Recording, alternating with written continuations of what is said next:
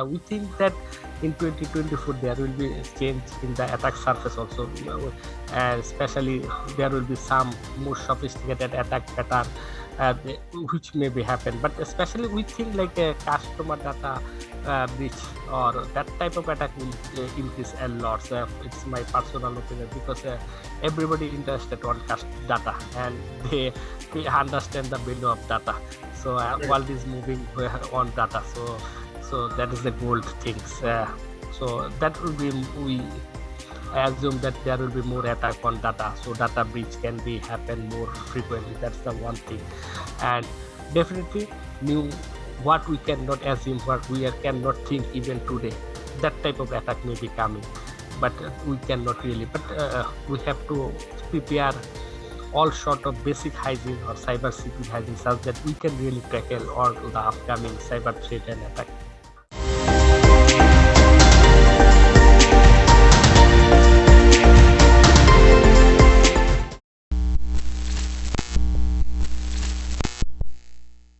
So, hi Abul, my name is Augustin. I'm the editor-in-chief of Cyber Express. So delighted to meet you. This segment is called the Security Pin. So happy that you're a part of this conversation. Can you let me know a little bit about yourself, your background, and how you are tryst with Eastern Bank? Uh, Thank you, Augustin.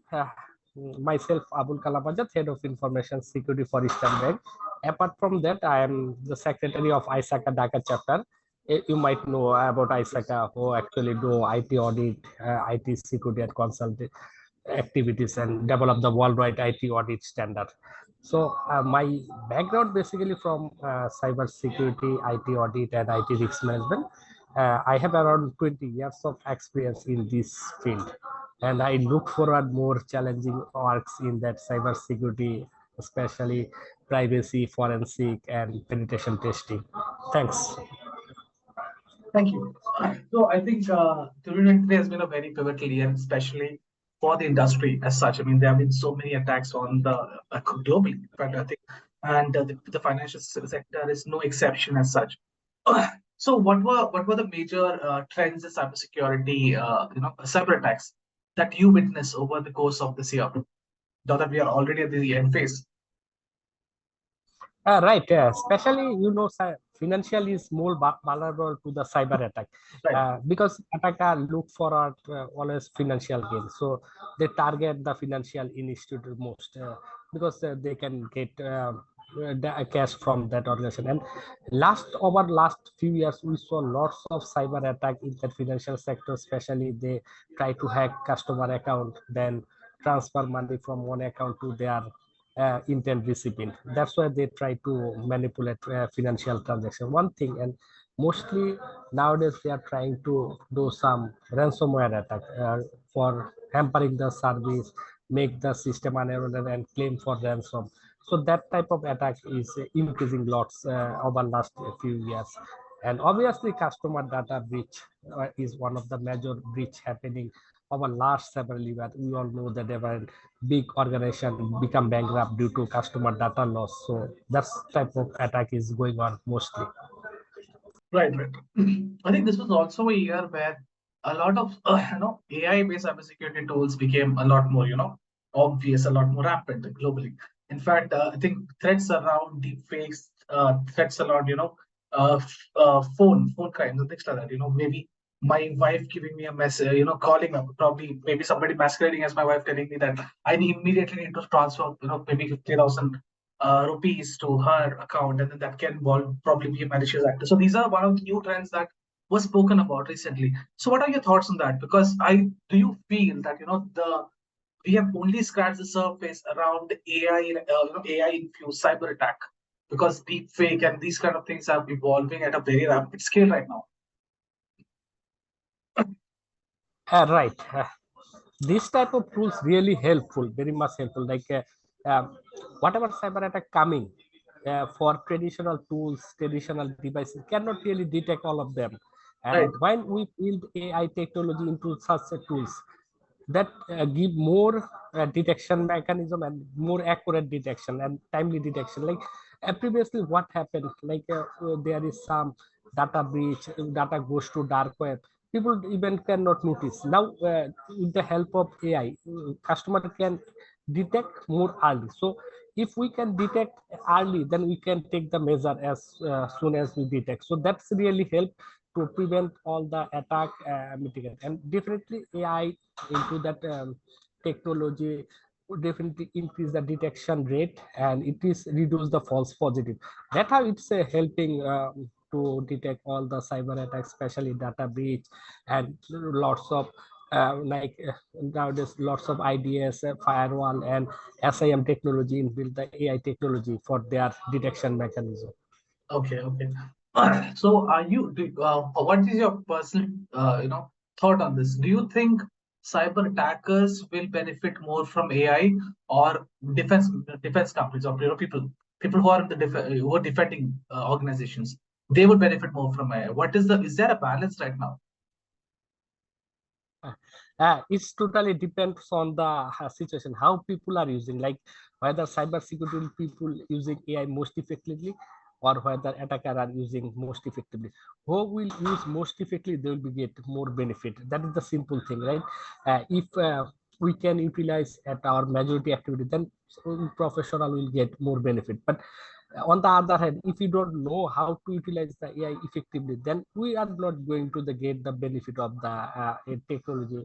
But if attacker uh, try to use it more efficiently, effectively, then definitely they will get. So it's a technology. How we'll use it depends on us. Whether we'll use for good or bad, that's the totally depends on human. But definitely technology is a awesome technology, and it's helpful for everybody. But depends on how we are using it. Right, right. Okay, so this is also a year where we witnessed a lot of surge in companies, cybersecurity companies investing majorly in AI. In fact, Cyber is one of the example where Cyber Vision, is leveraging a lot of AI in detecting and indexing a lot of cyber threats, tracking cyber threats and things like that. So now in the current state, where AI is there, the future is going to be AI. How has this thing changed from choosing the right cybersecurity tool? How do you right now choose? Is AI very important for security companies, or for financial institutions while they are choosing or investing in a cybersecurity product? Yeah, we always think AI is helpful for everybody, right? Right. Like uh, lots of technology we are using, like data breach detection, like SIEM, all the technology we are using AI, and we find a definite benefit for using that technology. Like we are getting more accurate result. We can detect the breach, or we can detect the attack more accurately and timely manner. So uh, it's increasing, and everybody is getting benefit from AI technology into cyber security. So cyber security itself, lots of technology involved, and when we bring AI into that technology, it can increase the efficiency and increase the detection rate. So everybody is increasing. And nowadays, if you consider that lots of companies are investing on AI, and especially cyber security company, they are Right. incorporating current AI technology into their traditional detection mechanism, like firewall, IDS, SIM. They are incorporating the AI technology into their traditional detection mechanism or prevention tool. So I hope that AI technology will gain more market in near future, and company is using or investing more on that AI technology in near future. Got it. Got it. So in terms of threat intelligence and say darker monitoring, how do you think how important is it for financial institution to have visibility on that? Threat intelligence is definitely very important things. Like everybody, especially financial, they need to know ahead of what type of attack is coming, where the potential attacker, who are the potential IOC. So Right. based on this knowledge, financial institute can take proper measure to protect or detect that type of thing. So that's really helpful, and especially I don't think helpful only, but it is mandatory for the financial institute to threat intelligence. And second thing is dark web. So that is the thing. If we can monitor this market properly, definitely we can get lots of information, whatever data goes to the market, and based on that information, company can take measures to protect that further breach or to protect something happen and never again and again. So these two component is really helpful and helps every financial organization to gain more confidence on their customer and protect their asset definitely, especially customer data, and prevent lots of cyber attack. Got it. Got it. Okay. Now just jump into the entire part because you are also with ISACA and the entire importance of cybersecurity compliance and auditing. So, given the sophistication of auditing, given and how compliant is of paramount importance. Uh, so how do you ensure, or what are the checklists that you have when it comes to ensuring that companies stay compliant? Right, yeah. Especially for financial institute, we need to follow Like, lots of complex. true. Every financial institute they have to follow either PCI DSS, ISO 27001, GDPR, HIPAA, and sometimes SOC also, right? It especially depends on the organization situation and organization business and where the organization look at it. Based on the geographic location and based on the business nature, they have to follow certain compliance. But the good thing is that if any organization like to maintain all the compliance, they need to identify what are the compliance they really follow and need to maintain. So based on the compliance, they need to make a certain criteria what they have to do, like weekly whatever compliance they have to do. They need to make some checklist what compliance they have to follow monthly, quarterly, and yearly. That's why they can make this checklist and they can involve dedicated team to maintain all the compliance activity as per their schedule. So that's why it can be happen. One thing, like there are lots of tools also available in the market like GRC tools that can also help to maintain the compliance in timely manner. Like that tool will track some part on behalf of the customer what compliance they require, that can collect the evidence also automatically and then can shoot the report. So this tool can also help customer to maintain all sorts of compliance. Got it. Got it. Got it. Okay. And now that I think you are a seasoned person, you're a seasoned cybersecurity expert, and you have been in the industry, and you have also have several certifications from CISM, CISA, CISM, CR, ISC, and all of that. So I just want to know how would you rate the evolution of cybersecurity over the last course of probably 10 years, especially in the financial sector? Because cyber attacks are being rampant, do you think the industry is prepared, or do you think it is usually a strategy where attacks happen and then you develop a strategy of defense? Or do we are we already projecting that this is going to happen and there is more of a preparedness happening? Yeah, that's a really very tricky question. Like attack pattern is changing every day, and whatever preparation do I have today may not be adequate tomorrow. So Hmm. every organization should be very adaptive and very agile to tackle all that type of cyber attacks. So that is not constant thing. Everybody should be dynamic to tackle all that sort of cyber attack. Like, but what we find, like companies more aware about the cyber security. They are taking care of cyber security very much, and they understand the risks of that cyber security, and they are taking measure. So I say they are very proactive. Organization is very proactive. They are trying to mitigate as much as possible, but sometimes due to budget and all the technology issue may not be possible, but I say they are very interested and they are very positive for mitigating all this type of cyber attack and trying to cope up with the latest cyber threat. Got it. Got it. Got it. So, I think lastly, this is a question about probably next year because I think we are at the tail end of 2023. 2023 or 2024 is almost there ahead of us, and there's a lot of predictions happening. So, as a seasoned cybersecurity expert and a veteran from a very one of the biggest banks in the world, tell me a little bit about how do you foresee cyber threats evolving in 2024, and how is it going to change? Is the attack surface going to change? What is there for us in store?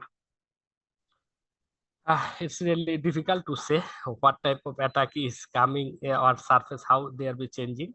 But definitely, if we consider last few years, we see lots of change in the attack surface.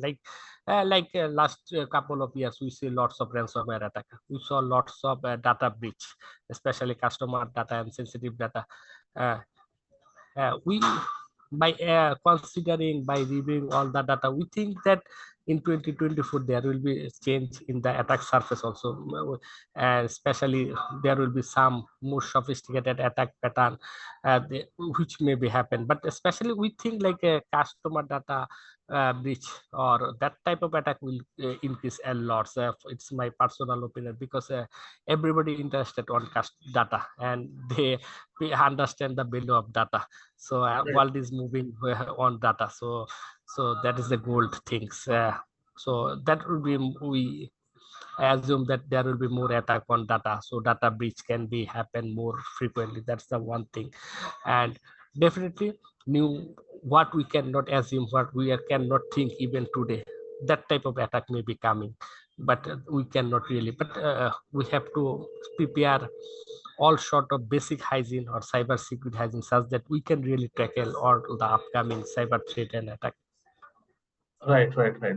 Okay, I think because you just touched upon hygiene, just maybe to add to the last question, how important do you feel is employee awareness, especially surrounding, a financial institution? And then how exactly can that particular information be effectively communicated to your customers as well around cybersecurity awareness and training? This is a very important, awareness and training is the key part. What we know and what we should know is the important thing, right? If we maintain the basic hygiene, if we can know basic things and maintain basic things, it can prevent lots of attack.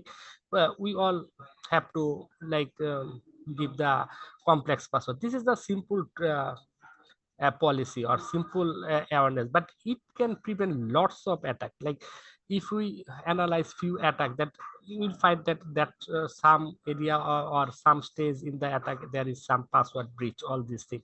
So, and customer two-factor authentication, mostly they follow. Somehow the authentication mechanism has been bypassed or breached, that's why attack happened. So like this authentication can prevent lots of attacks. So that's why we need to have more awareness and training on that area, and that awareness and training can help to boost the cyber security without investing much in that area. Like for investing some technology we need much, but investing on people, giving the awareness, it can make it's a cyber defense against all sorts of attack, and it can really increase the cyber defense and cyber resiliency. Okay. All right. Okay. I think that's about it. Anything else that you would like to add? Thank you. I don't have especially anything to add, but just shows that we need to identify the what are the potential risks, and we have to act on to mitigate that risk. That was the key point for cyber defense.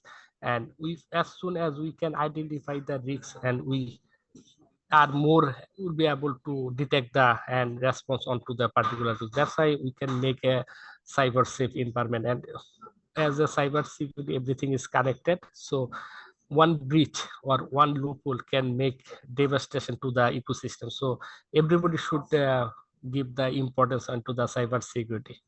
That's all. Thank you. So mostly it is entirely about being very proactive and identifying and having the awareness about it. Okay, thank you Right. so much, Mr. Abul. It was a great conversation, a very insightful one, if I may. Great to catch you up. Probably we'll meet you in the next interview sometime.